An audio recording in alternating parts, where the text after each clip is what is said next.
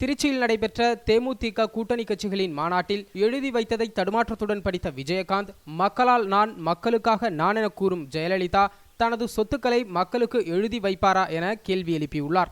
தேமுதிக மக்கள் நல கூட்டணி தமாக தலைவர்கள் விஜயகாந்த், வைகோ, திருமாவளவன், முத்தரசன், ராமகிருஷ்ணன், ஜி.கே. வாசன் உள்ளிட்டோர் இம்மாநாட்டில் பங்கேற்று பேசினர். தேமுதிக தலைவர் விஜயகாந்த் பேசுகையில், ஊழலை கண்டுபிடித்தவர் கருணாநிதி எனவும் சட்டசபையை பாராட்டு கூடமாக மாற்றியவர் ஜெயலலிதா எனவும் குற்றம் சாட்டினார். மக்களுக்காக நான் என கூறும் ஜெயலலிதா தனது சொத்துக்களை மக்களுக்கு எழுதி வைப்பாரா எனவும் விஜயகாந்த் கேள்வி எழுப்பியுள்ளார். ஊழலை கண்டுபிடிச்சிருக்காரு கலைஞரா? அது மாத்திரம் வேகமா சொல்றீங்க. சட்டசபையை பாராட்டு கூடமாக மாத்தலையா? அது மாத்திரம் சொல்றீங்க. சட்டசபையை பாராட்டு கூடமாக மாத்தினது யாருன்னு தெரியல.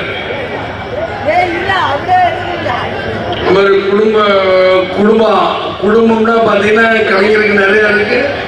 அது மாதிரி குடும்பம் இல்லைங்க. உங்களுக்காக நான், உங்களுக்காகவே நான், மக்களுக்காக நான், மக்களுக்காகவே நான்.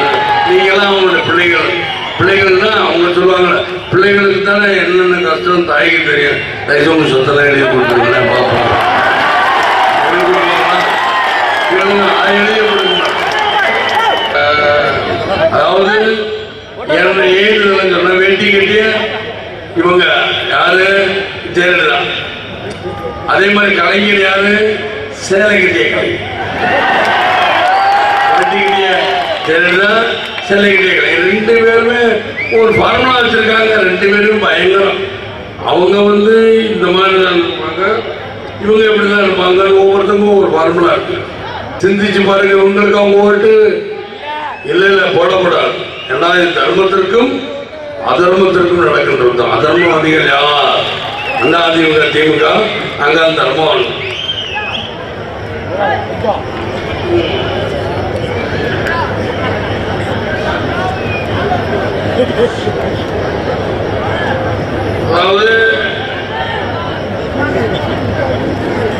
அதாவது ஊழலை ஒழிச்சு நேர்மையான ஆட்சி, நேர்மையான நிர்வாகம் அமைப்பு அறிவிப்போம்.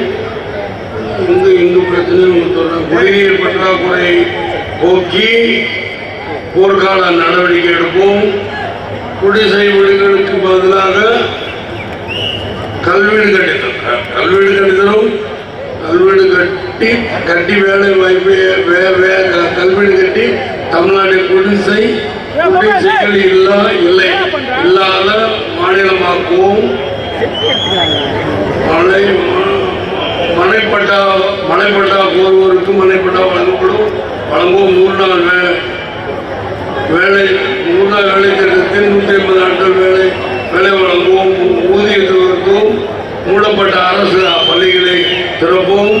அரசு பள்ளிகளை பாதுகாப்போம். மதுவிலக்கு அமலாக்குவோம். அதே போல